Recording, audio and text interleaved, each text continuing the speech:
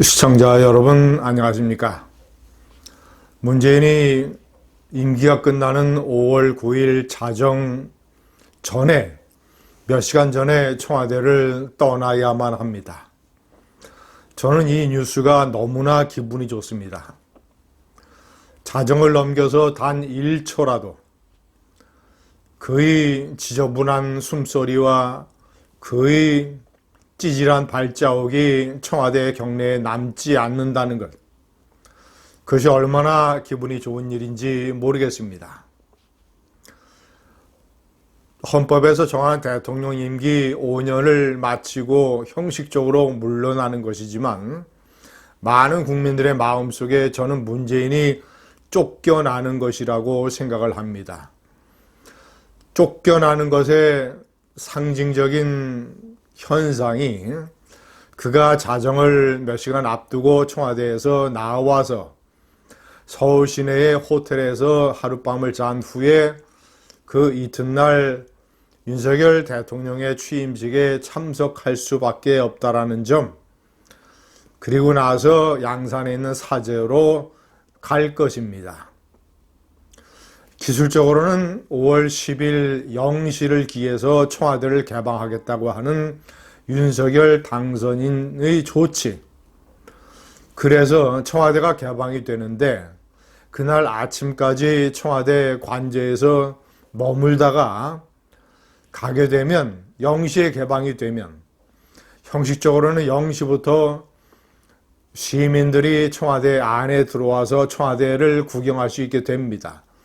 관저도 보고 여러 가지 빌딩도 보고 유적도 보고 시민들이 돌아다닐 수 있게 됩니다.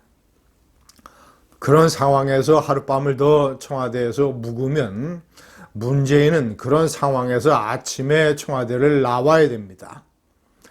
그래서 5월 9일 오후에 청와대를 나와서 서울시내 호텔에서 하룻밤을 묵고 그 다음 취임식장으로 가는 것으로 결정이 됐습니다. 시청자 여러분, 그 전날 임기가 끝난 날 자정 전에 청와대를 나왔던 대통령들, 예를 들어서 이명박 대통령이라든가 김대중 대통령, 김영삼 대통령들, 이런 사람들은 서울에 자기 집이 있었기 때문에 집으로 이동을 하고 그 집에서 자고 그 집에서 다시 취임식장에 가고 다시 집으로 오고 서울의 집으로 이동을 하는 것이기 때문에 자연스러운 것이었습니다. 노태우 대통령은 연희동 집이 있었지만 하룻밤 더 묵고 김영삼 대통령의 취임식장에 참석을 했습니다. 노무현 대통령은 사저가 봉하마을에 있기 때문에 멀리 가야 되기 때문에 이명박 대통령의 조처로 하룻밤을 더 묵었습니다. 자, 양산에 사저가 있는 문재인은 양산에 내려갔다가 다시 취임식장에 올 수 없기 때문에 서울시내 호텔에서 하룻밤 묵게 됩니다. 그가 임기가 끝난 이후에 단 1초라도 그의 숨소리와 그의 발자국, 부인 김정숙 여사의 숨소리와 발자국이 청와대에 남지 않는 것, 너무나도 기분이 좋은 일입니다. 많은 국민들의 마음에서 쫓겨나는 찌질한 대통령 문재인. 시청자 여러분, 제가 이번에 명기를 했지만 무슨 대통령이 퇴임 기자회견 하나 못합니까? 제가 문재인을 경멸하는 가장 큰 이유, 비겁하기 때문이다. 많은 것을 부하들에게 책임을 떠미루고 세월호의 이준석 선장처럼 위기가 닥치면 자기 먼저 피해버리고, 그리고 저는 시청자 여러분 여러 번 말씀드렸지만 좌파 대통령이라 하더라도 자기의 정책에 관해서 확실한 소신과 어떤 그 효율성에 대한 믿음이 있으면 국민들에게 당당하게 설명을 하고 추진할 수 있다고 생각을 합니다.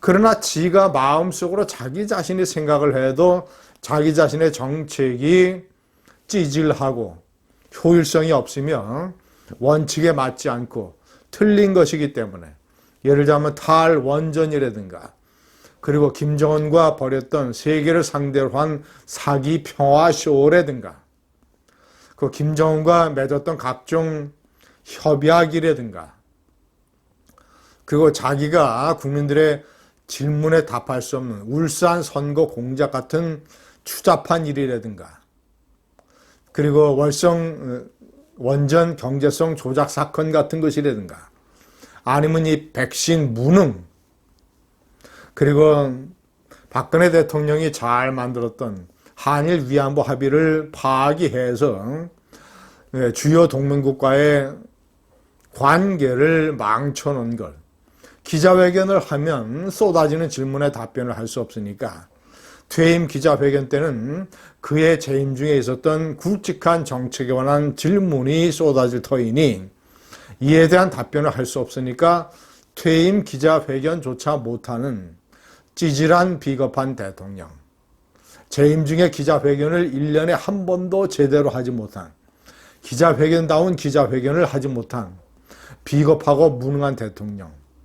시청자 여러분, 3번의 명기를 했습니다만 윤석열 대통령 당선인에게는 서광이 비추고 있습니다.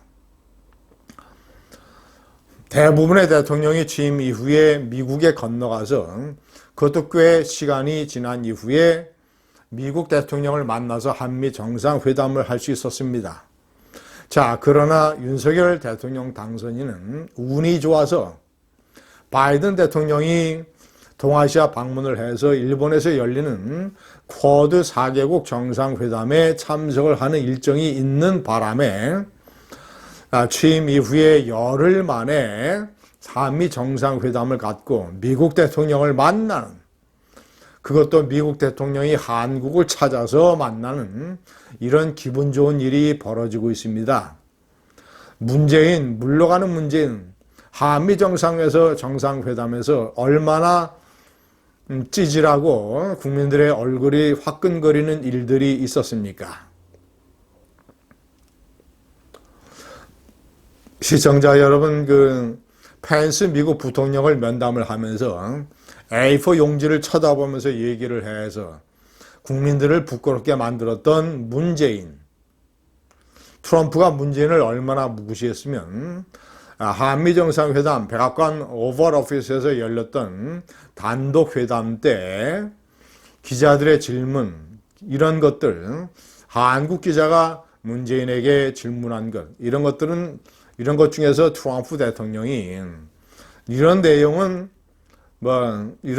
이미 알고 있으니, 이미 전에도 들은 바 있으니 통역할 필요가 없다라고 얘기를 해서 이런 외교 참사까지 벌어졌던 이런 일들, 그런 일들에 비하면 윤석열 당선인의 한미 정상회담은 정권의 원칙에 맞는 정권, 당당한 정권, 기자회견하는 정권의 서강을 비춰주는 그런 일이라고 하겠습니다. 많은 국민의 마음에서 쫓겨나는 문재인입니다. 감사합니다.